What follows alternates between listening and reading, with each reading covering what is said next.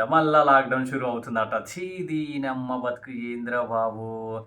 అని అనుకుంటున్నారు కదా! ఏమో ఆ దేశమోడు బానే ఉంటాడు. ఈ దేశమోడు బానే ఉంటాడు. ఒకడికొకడు బాంబులేసుకోవడం, న్యూక్లియర్ బాంబులు పేల్చుకోవడం, మిస్సైల్ దాడి చేసుకోవడం, ఫైరింగు, సైనికులిద్దరు అన్నీ బానే ఉన్నాయి. అందరూ బానే ఉంటారు బాస్. బట్ ఇక్కడ బాధపడేది, కష్టాలు అనుభవించేది ఒక్క ప్రజలే. ఖచ్చితంగా మిడిల్ క్లాస్ ఫ్యామిలీస్ అయితేనేమి, దేశంలో ఉన్నటువంటి పాపులేషన్సే ఇబ్బంది పడుతున్నారు కదా! కరోనా టైంలే నానా సంక నాక్కుంటా టైంకి తిండి లేకుండా, రెంట్లు కట్టుకోలేక ఎన్ని అవస్థలు పడ్డామో భగవంతునికే తెలుసు. సో, మళ్ళా అలాంటి సిట్యుయేషన్ ఇప్పుడొస్తుందంట. ఎటైనా పోదామన్నా గూడా పెట్రోల్ కష్టం. పెట్రోల్ దొరుకుతలేదు. డీజిల్ దొరుకుతలేదు. బండ్ల మీద పోవాలన్నా, కష్టంగా ఉందనమాట. ఇంకోటేందంటే పాలు, కూరగాయలు, ఆయిలు, బియ్యం, గ్యాసు అబ్బో!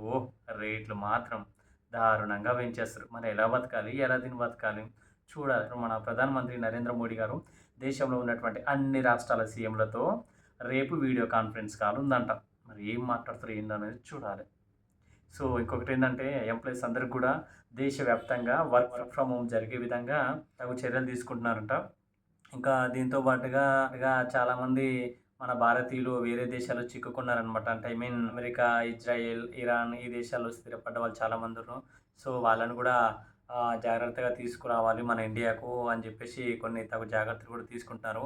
ఇంకోటేందంటే ఈ నా కొడుకులు ఇరాన్ దేశస్తులు ఏం చేశారంటే ఎర్ర సముద్రం భూగర్భంలోకి కూడా చొరబడ్డారనమాట సైనికులతోటి. ఎందుకో తెలుసా? ఇంటర్నెట్. ప్రపంచమంతా నడుస్తుందంటే ఇంటర్నెట్. ఇంటర్నెట్ లేనిది అసలు ఏ పని కూడా చేయలేము.